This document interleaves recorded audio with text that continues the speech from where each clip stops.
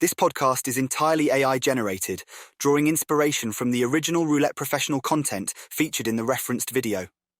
While experimental in nature, it provides thought-provoking and alternative perspectives through engaging discussions by seemingly knowledgeable hosts. Please note, the accuracy of specific details and viewpoints is not guaranteed or endorsed. All right, so we're diving back into Roulette Professional's world for episode 3 of their system testing. Yeah. And I got to say, I'm really getting into their approach to this whole thing. You know, this time they're it's been fun. tackling the martingale system. Mm-hmm. You know, the classic double your bet after every loss. Yeah, definitely one of the most well-known strategies out there, I think. Right, and it seems so simple. Yeah. You know, on the surface. Simple and tempting, right? Like you're guaranteed to win back any losses. Yeah. But they really show that there's more to it.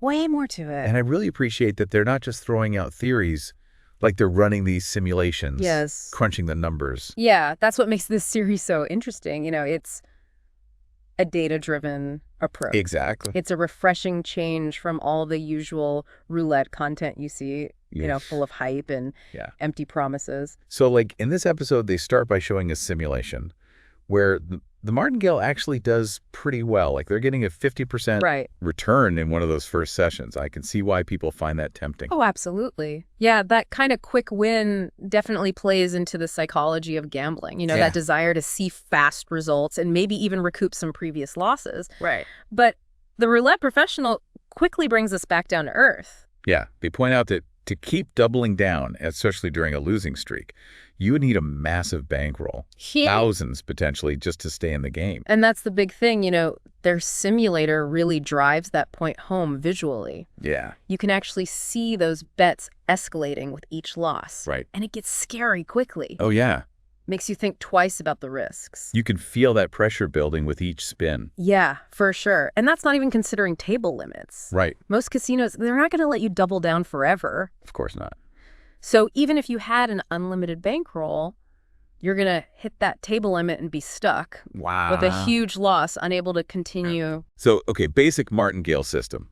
While alluring, it's definitely like a high-risk, high-reward kind of gamble. For sure. So then they introduce this idea of triggers. Yes. Waiting for specific conditions before even starting the martingale. Right. This is where things get really interesting. Yeah. The trigger they're using is waiting for a certain number of losses in a row. Okay. Let's say 4 blacks before jumping in with the martingale. Okay. It's like trying to find a pattern in the chaos. It's almost like trying to time the stock market. Yeah. You know, you're waiting for a dip to buy in and hoping to ride the rebound. Yeah. And that's where the gambler's fallacy comes in. Right. I remember them talking about that. But for those of us who don't have a PhD in statistics, can you break down what the gambler's fallacy is and why it's relevant here? Yeah, so the gambler's fallacy is basically this mistaken belief that past events can influence future outcomes in random events. Okay. So it's like if you flip a coin and get heads 5 times in a row, you start to think tails is due on the next flip. Right.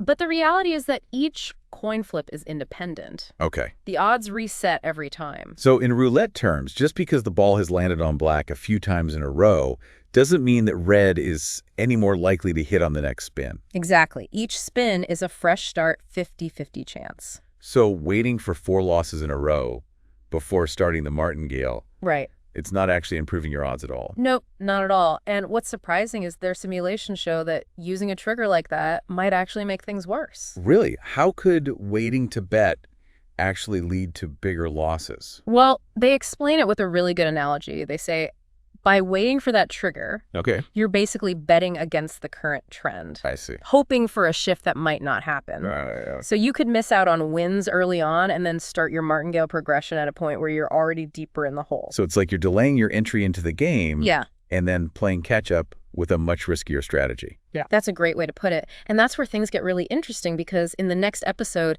they tease a new tool. Yeah. Something called a geometric loss level calculator. Okay, now you've got my attention. What is that, and how does it tie into all this? I'm ready for the next level.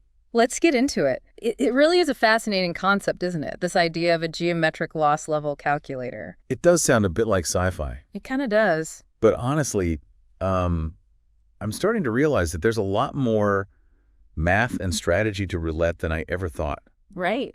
It's not just picking a number and hoping for the best. Exactly. And that's what I really like about the roulette professionals' approach, They're not afraid to get into like the real nitty-gritty, the probabilities, the statistics behind it all. Yeah, they're kind of demystifying it. Yeah, exactly. Showing there's some logic behind it. It's not just random.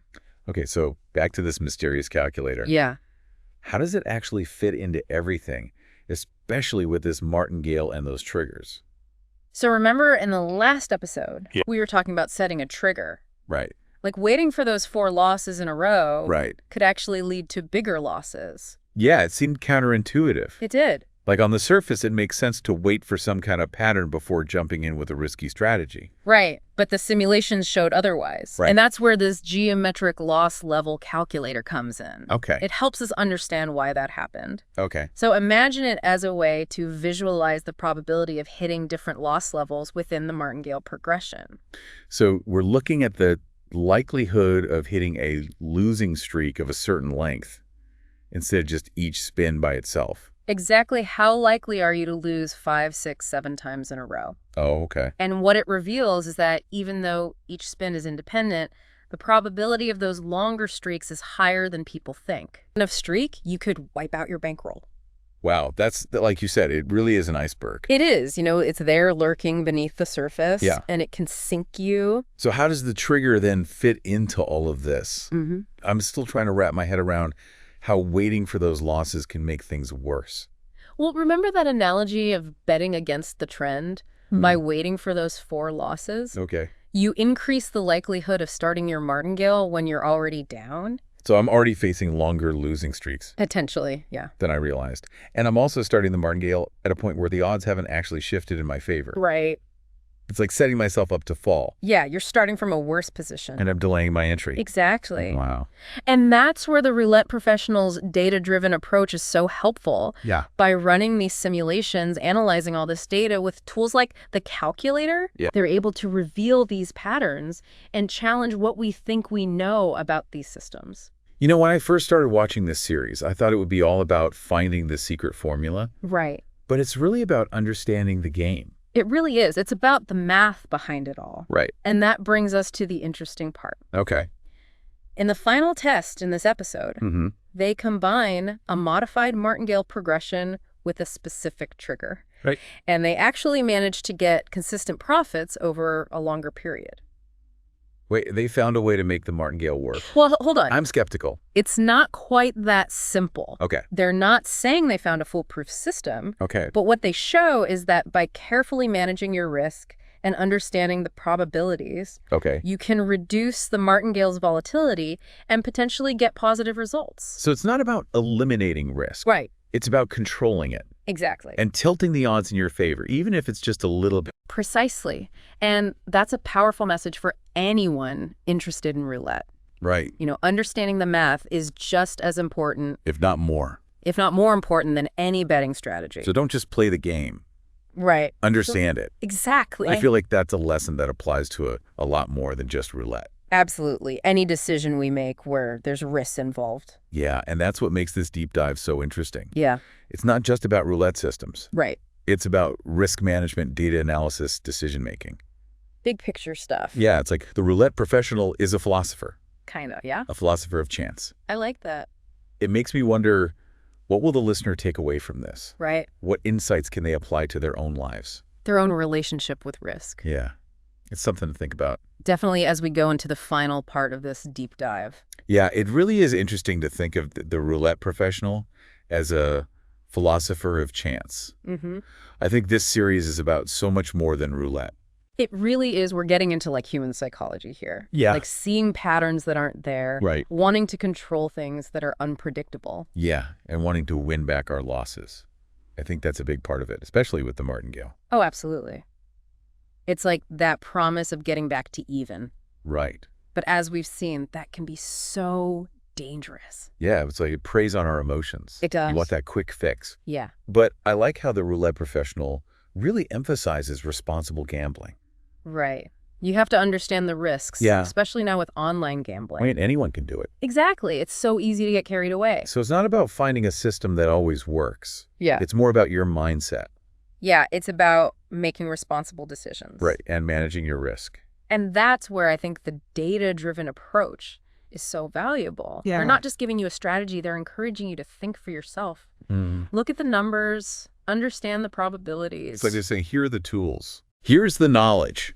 Now use it wisely. Exactly. And that applies to way more than just roulette. Absolutely. Investing business, even personal relationships. It's about realizing that you can't predict the future, Yep. but you can prepare for it. You can make smart choices and navigate the uncertainty. And remember, gambling should be fun. Of course. It's about finding that balance. Right. Between the excitement and being responsible. So if you're into roulette, definitely check out the Roulette Professionals channel on YouTube. Yeah, it's a great resource. But even if you're not a roulette fan, I think there are some great lessons here. Yeah, for sure. It's a reminder to really think about risk. To question things. Yeah. Look for data. Yeah. Make good decisions. Decisions that are right for you. Exactly. It's about embracing that uncertainty.